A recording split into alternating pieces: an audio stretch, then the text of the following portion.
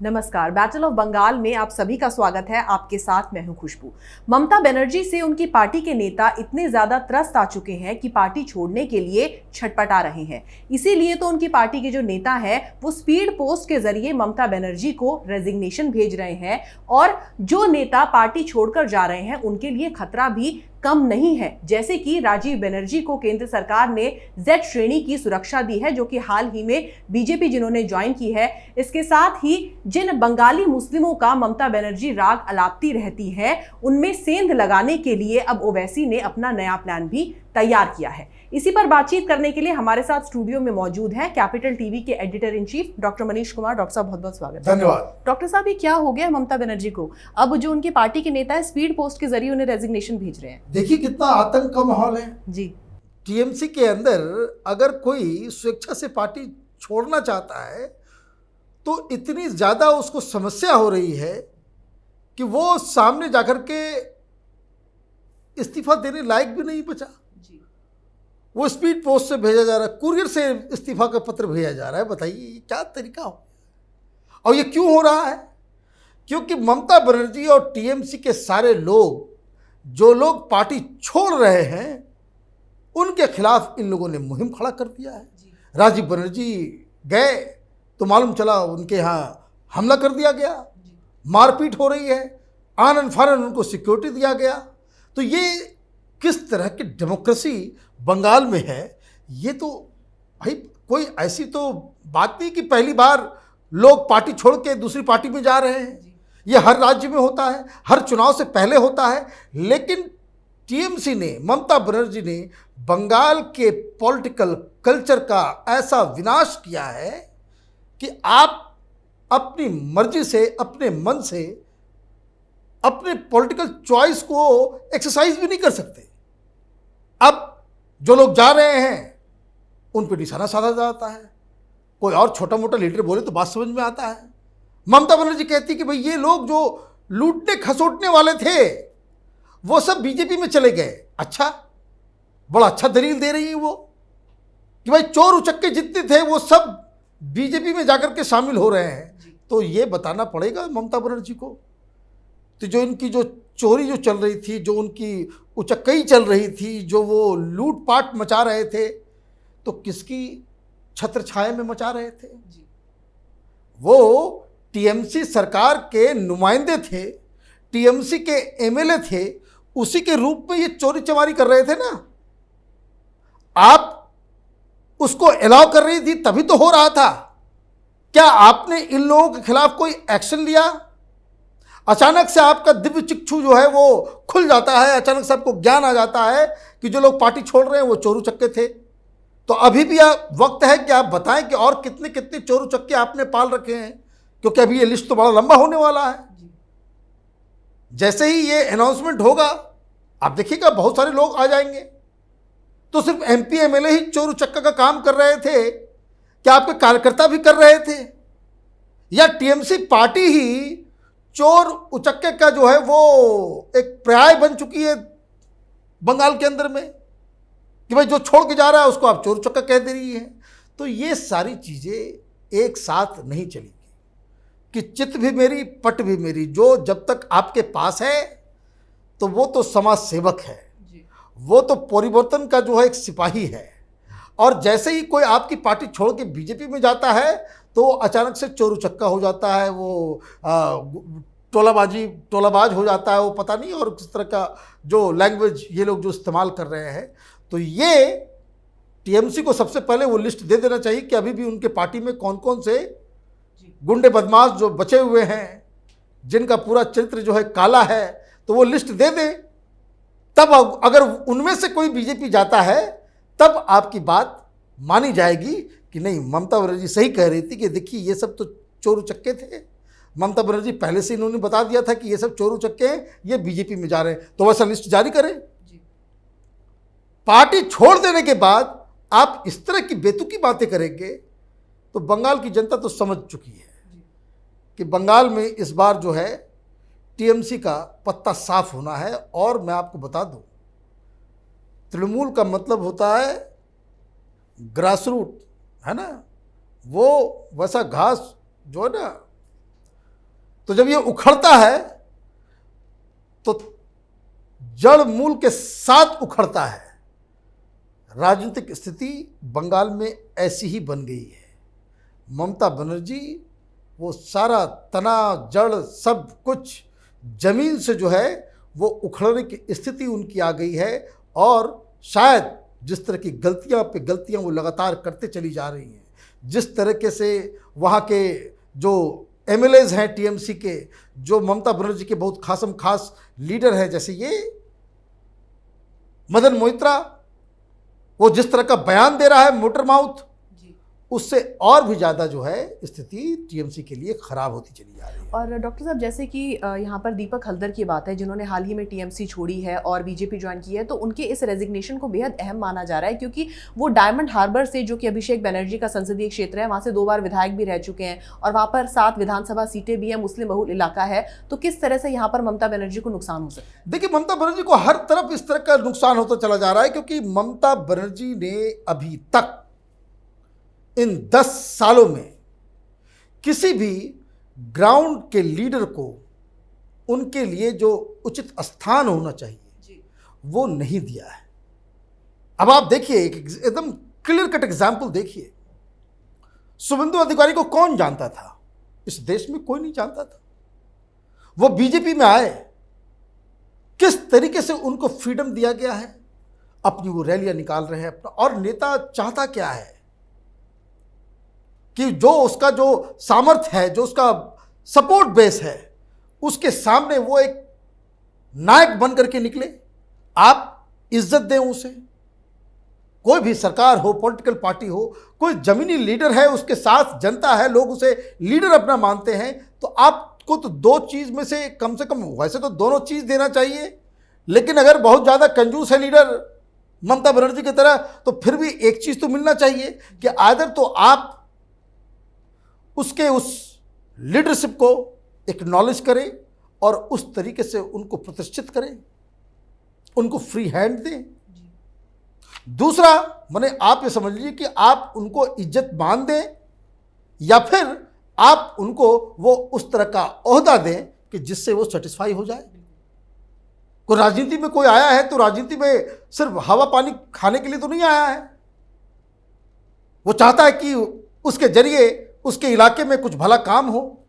अब उसकी कोई साखी नहीं रहेगी, उसकी कोई बात सुनेगा ही नहीं, सरकार में सुनेगा ना पार्टी में कोई सुनेगा, तो वो अपने लोगों के बीच क्या मुंह लेकर के जाएगा?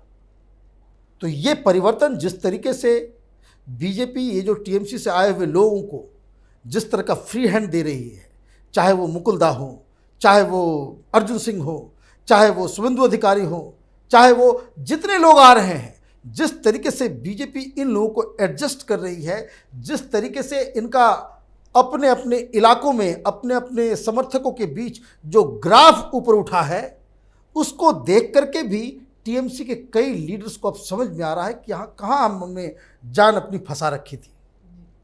इससे तो बेहतर है कि वहाँ मान सम्मान भी मिलता है, वहाँ आपको फ्री होकर के आपको काम करने का मौका भी मिलता है। आप बंगाल में इलेक्शन के बाद आप देखेंगे बहुत सारे बंगाल के लीडर्स, उनको नेशनल ड्यूटी पे लगाया जाएगा, एक अलग किस्म का एक उनका जो है ग्रोथ राजनीति के हिसाब से होगा। तो ये सारी चीज़ें हैं और यही मैनेजमेंट ममता बनर्जी नहीं कर पा रही है। क्यों? क्योंकि उनके सामने बस एक ही चेहरा, एक ही शख्स नज़र आ रहा है कि किसी तरीके से उसको टीएमसी का बैटन थमा देना है, वो है अभिषेक बनर्जी।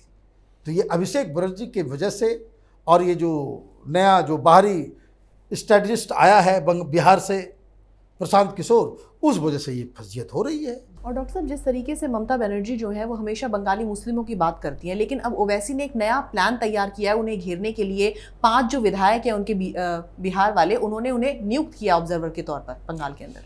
देखिए, ये बहुत ही एक अलग किस्म की खबर है जिसे समझना ज़रूरी है कि ये जो ऊपर का इलाका है नदन बंगाल में, जहाँ उत्तर दिनाजपुर और दक्षिण दिनाजपुर, फिर आपका मालदा, ये वो इलाके हैं जो बिहार के बॉर्डर से भी सटे हुए हैं, बिहार के बॉर्डर से भी सटे हुए हैं और वहाँ पे जो मुस्लिम पॉपुलेशन है वो हिंदी में बातचीत करते हैं। वो उस तरह का पूरा जैसे मुर्शिदाबाद या 24 परगना में इस तरह के इलाकों में जो बांग्लादेश के बॉर्डर से सटे हुए जगह है, वहाँ पे जो प्योर जो वहाँ पे बांग्ला बोलने वाले मुस्लिम्स हैं, इधर जो है बहुत सारे मुस्लिम्स वो हिंदी भाषी हैं क्योंकि वो बिहार से सटा हुआ है। अब ये जो 5 विधायक हैं ओवैसी के, वो किस जगह से आए हैं? तो वो बिहार के उन इलाकों से आए हैं जो कटिहार, पूर्णिया, ये जो क्षेत्र है जो वेस्ट बंगाल के बॉर्डर से सटा हुआ है, वो वहाँ से वो विधायक आए हैं। अब कहने को तो आप कह सकते हैं कि बंगाल बिहार का अलग अलग बॉर्डर है, लेकिन अब आप डिस्टेंस के हिसाब से देखिए तो जो लोग इस जगह के लीडर हैं उनसे वो जो बंगाल का जो कॉन्स्टिट्यूंसी है, जो बंगाल का जो बॉर्डर है, वो मुश्किल से 20 किलोमीटर, 10 किलोमीटर, 40 किलोमीटर, तो ये उनके इन्फ्लुएंस का इलाका है। और इसलिए कई सारे लोगों ने, अब देखिए किस तरह की खबरें उड़ाई जाती है कि भाई ये सारे के सारे जो ओवैसी के विधायक 5 हैं वो जेडीयू में शामिल होने वाले हैं। इस तरह की खबरें आई थी कि भाई बंटाधार हो गया, ये हो गया, वो हो गया। और आज खबर आ रही है कि कहीं कोई नहीं जा रहा। ये फेक न्यूज़ था। ये फेक न्यूज़ क्यों था? क्योंकि ओवैसी को कमज़ोर किया जाए, उसको परेशान किया जाए, उसको टेंशन दिया जाए। अब ये लोग वहाँ नियुक्त किए गए हैं कि आप इन इलाकों में जाकर के आप कैंपेन करेंगे, पूरा इलेक्शन का की जिम्मेदारी आप लेंगे। ये कॉम्बिनेशन बड़ा घातक है। घातक इसलिए है ममता बनर्जी के लिए कि वो जो अब्बास सिद्दीकी है, फुरफुरा शरीफ का पीरजादा, वो बांग्ला भाषी मुसलमानों के बीच वो अपना सिक्का जमाए हुए हैं।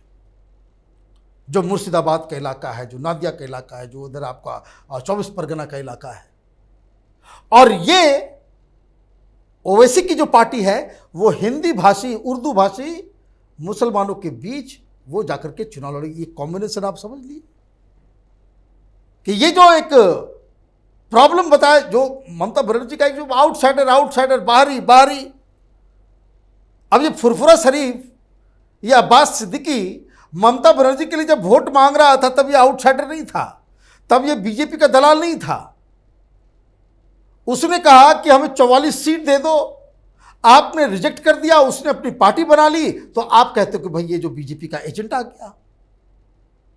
भाई बीजेपी तो चुनाव नहीं, ये फुरफुरा शरीफ का जो पीरजादा है या एमआईएम, ये लोग तो लोकसभा चुनाव नहीं लड़े, फिर बीजेपी 18 सीट कैसे जीत गई? अब एक बात समझिए, शरद पवार को ममता बुला रही है कलकत्ता, वो आउटसाइडर नहीं है, लेकिन हैदराबाद से कोई आएगा तो वो आउटसाइडर है। क्यों? क्योंकि ये आपके फॉर्मूले में वो फिट नहीं बैठता है। तो दरअसल इस तरह के जो नैरेटिव्स हैं, वो जो पहले होता था ना, भाई आपने दलित कार्ड खेल दिया, कभी तो ओबीसी कार्ड खेल दिया, तो है ना, वो आदिवासी का कार्ड खेल दिया, तो भूमियार का कार्ड खेल दिया, तो ब्राह्मण कार्ड खेल दिया। तो ये कार्ड वार्ड खेलने का टाइम ख़त्म हो गया है।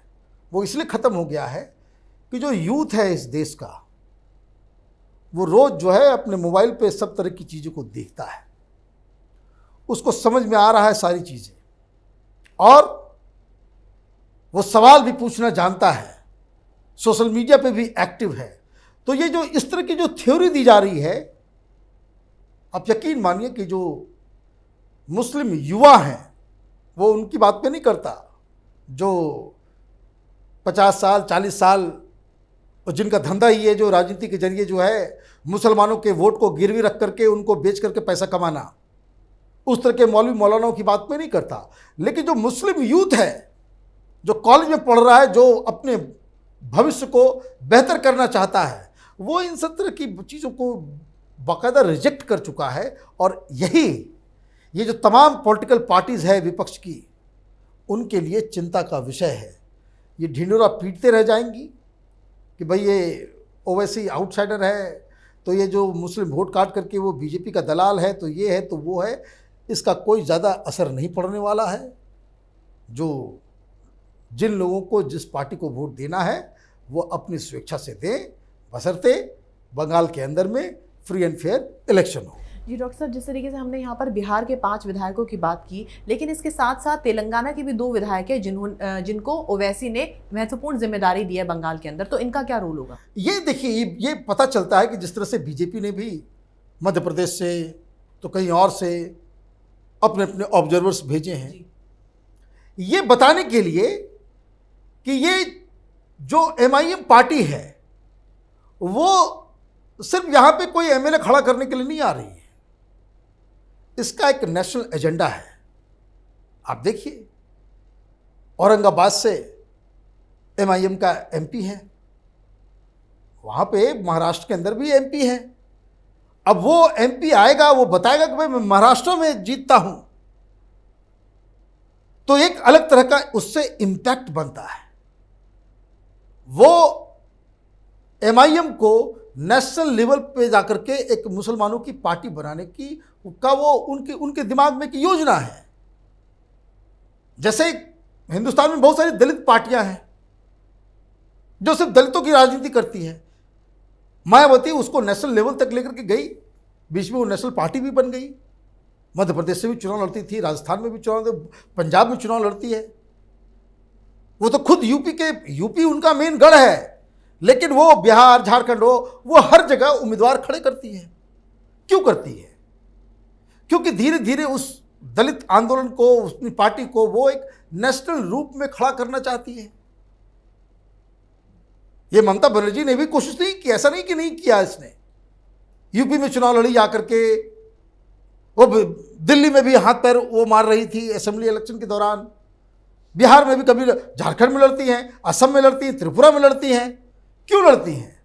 वहां इनको आउटसाइडर बताया जाता है।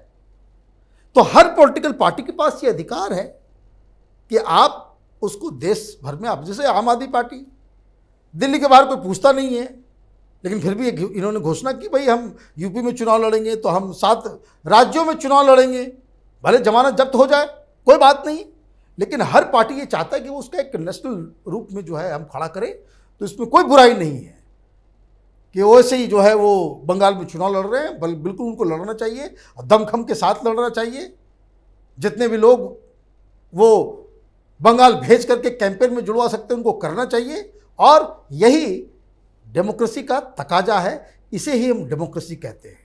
ये बंगाल TMC वालों के बाप की नहीं है कि आप जो है किसी बाहरी को आप रोक देंगे, ऐसा नहीं होता कहीं।